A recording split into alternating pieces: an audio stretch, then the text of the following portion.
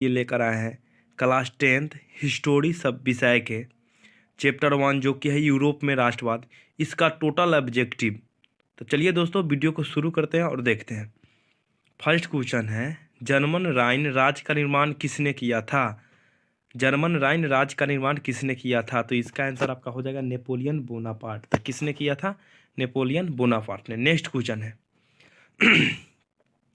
Europe में राष्ट्रवाद की पहली स्पष्ट अभिव्यक्ति कब हुई? यूरोप में राष्ट्रवाद की पहली स्पष्ट अभिव्यक्ति कब हुई? तो वो हुआ था आपका 1789 में फ्रांसीसी क्रांति। 1789 की फ्रांसीसी क्रांति। नेक्स्ट क्वेश्चन है, यूरोप का मरीज किसे कहा जाता था? यूरोप का मरीज किसे कहा जाता था? तो इसका आपका आंसर हो जाएगा तुर्की। तुर्की को यूरोप का मरीज कहा जाता था। तथा ध्यान दे दोस्तों, पहले एशिया का मरीज जो है ये चीन को कहा जाता था। एशिया का मरीज आपका चीन को कहा जाता था। पहले एशिया का मरीज किसे कहा जाता था? चीन को। नेक्स्ट क्वेश्चन है आपका, मेटरनिक पतन किस वर्ष हुआ? मेटरनिक पतन किस वर्ष हुआ? तो ये आपका हो जाएगा 1848 में। शुरू कब से हुआ था?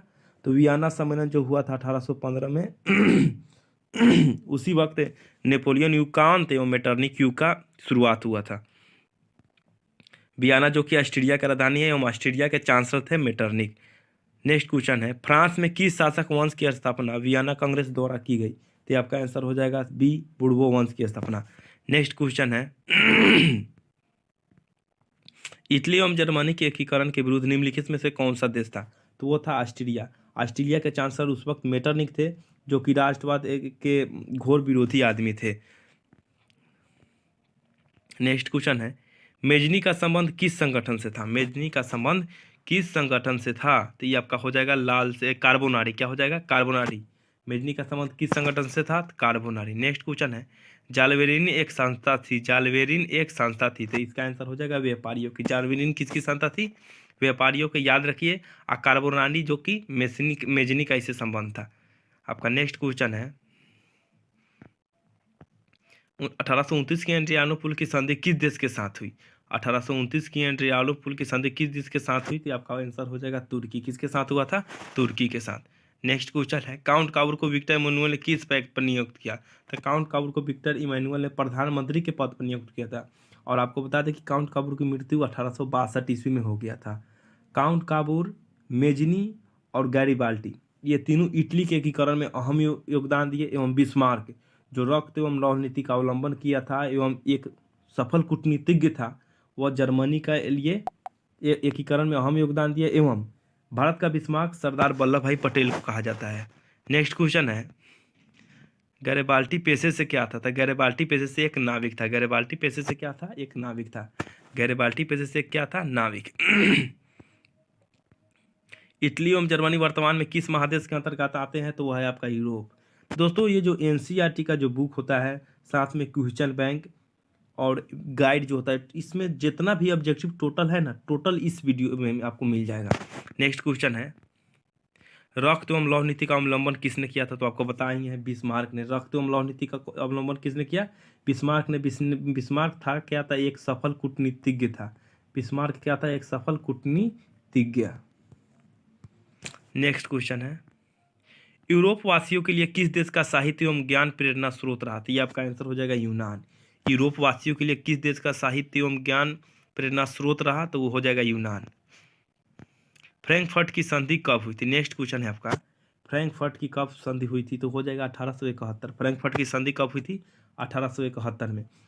नेक्स्ट उसके बाद बताते हैं 1860 में आपका हुआ था सेडौन का युद्ध। क्या हुआ था? सेडौन। 1870 में आपका हुआ था सेडौन का युद्ध। एवं 1866 में हुआ था सेडोवा का युद्ध। 1866 में सेडोवा और 1870 में सेडौन। किस युद्ध के बाद जर्मनी का एकीकरण हुआ? किस युद्ध के बाद जर्मनी का एकीकरण हुआ? तो इसका आंसर हो जाएगा सीडौन। सीडौन या सेडौन, ये हुआ था 1870 में। नेक्स्ट क्वेश्चन, यंग यूरोप की स्थापना किसने की? यंग यूरोप की स्थापना किसने की थी? इसका आंसर हो जाएगा मेजनी। एवं यंग इटली का भी स्थापना मेजनी ने ही किया था। यंग यूरोप की स्थापना मेजनी ने 1934 में किया था। तथा यंग इटली की स्थापना मेजनी ने 1931 में किए थे।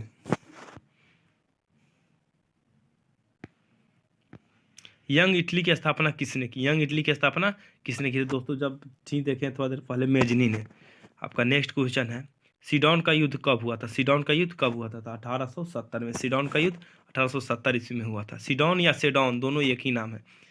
सन 1870 ईस्वी में फ्रांस और पर्सा के बीच युद्ध कहाँ हुआ था? सन 1870 में फ्रांस और पर्सा के बीच युद्ध कहाँ हुआ था? सेडौन। कहाँ हुआ था? सेडौन। वियना सम्मेलन किस वर्ष हुआ? वियना सम्मेलन किस वर्ष हुआ? तो वियना सम्मेलन 1815 ईस्वी में ऑस्ट्रिया की राजधानी वियना में हुआ था, इसलिए इसे वियना सम्मेलन कहा जाता है। कहाँ हुआ था? ऑस्ट्रिया की राजधानी वियना में।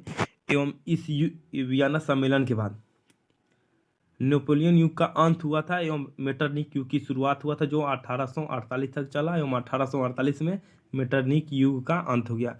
एवं मेटरनिक ने ही कहा था कि फ्रांस जब छींकता है तो पूरे यूरोपवासी को भी, पूरे यूरोप को जुकाम हो जाता है। 22 नंबर क्वेश्चन है आपका, वियना किस देश की राजधानी है? वियना किस देश की राजधानी है? तो वो ऑस्ट्रिया की राजधानी है। किसकी है? ऑस्ट्रिया की।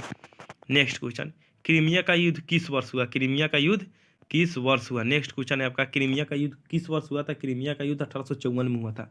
क्रीमिया का युद्ध कब हुआ था? 1854 में। राष्ट्रवाद की अवधारणा का जन्म किस घटना से माना जाता है? तो आपका आंसर हो जाएगा पुनर्जागरण। किस घटना से? पुनर्जागरण। हाँ दोस्तों याद रख ले, भारत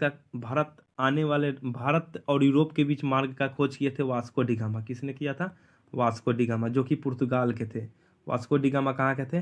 पुर्तगाल के। अतः भारत आप पहुँचने वाला प्रथम यूरोपीय व्यापारी पुर्तगाली थे, जो आए थे 1498 ईस्वी में। कब आए थे? 1498 ईस्वी में कालीकट बंदरगाह पर। कहाँ आए थे? कालीकट बंदरगाह पर। वहाँ के स्थानीय शासक उस वक्त जमोरीन थे एवं अब्दुल मजीद जो उनको भेटाए थे साउथ अफ्रीका में, उनके कहने पाए थे और यहाँ मसाले का व्यापार किए थे तथा 62 गुनी लाभ कमाए थे उसको यूरोप में बेचकर। उसके बाद आए डच, तब आए इंग्लैंड वाले।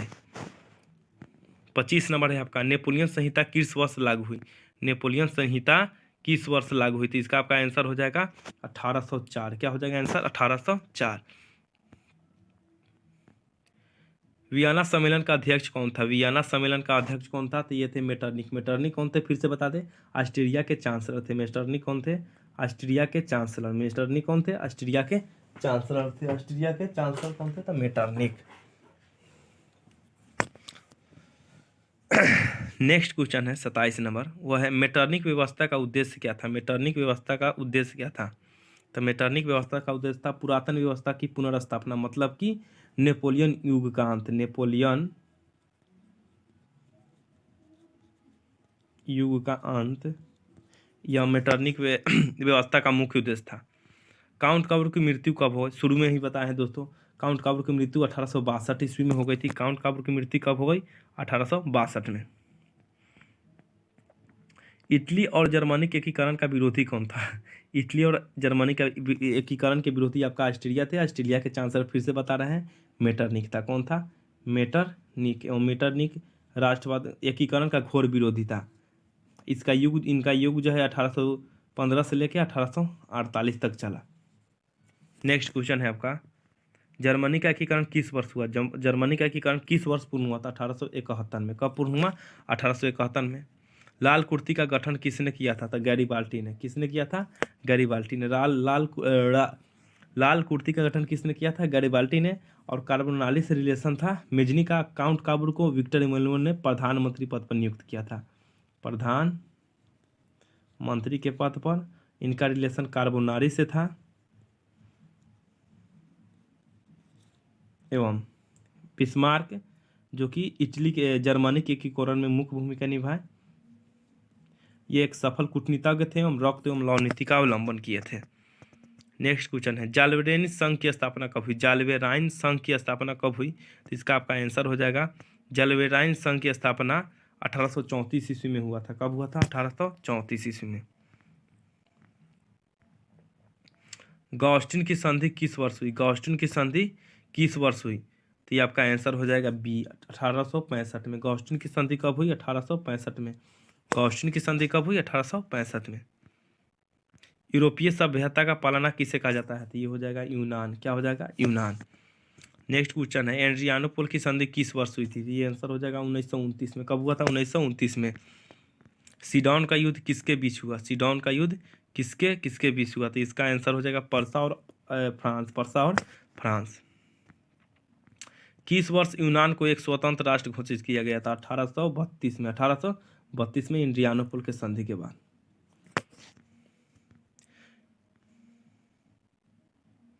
किस संधि द्वारा जर्मनी का एकीकरण पूर्ण हुआ था? फ्रैंकफर्ट संधि द्वारा। किस संधि द्वारा? फ्रैंकफर्ट संधि द्वारा।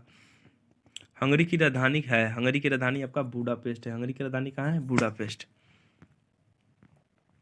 गीजो कहाँ के प्रधानमंत्री था? तो गीजो जो थे फ्रांस के प्रधानमंत्री थे। कहाँ के थे? फ्रांस के।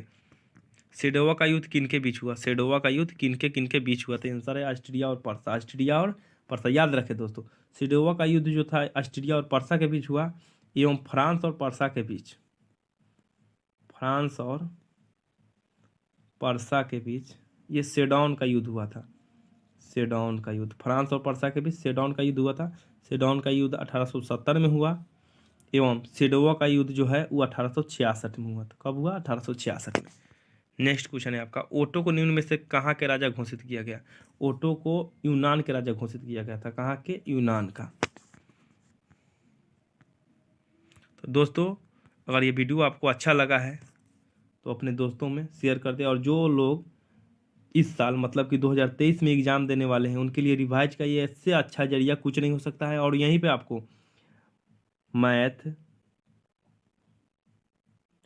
साइंस और सोशल साइंस के सभी विषयों का, जैसे कि economics, political science, history, geography, इस सभी का आपको टोटल ऑब्जेक्टिव मिल जाएगा। और साइंस में भी टोटल ऑब्जेक्टिव मिल जाएगा, एवं मैथ का theory by theory total question मिल जाएगा। अगर अभी तक आप कुछ नहीं पढ़े हैं फिर भी इस चैनल के जरिए आप पास कर जाइएगा ईजी वे में।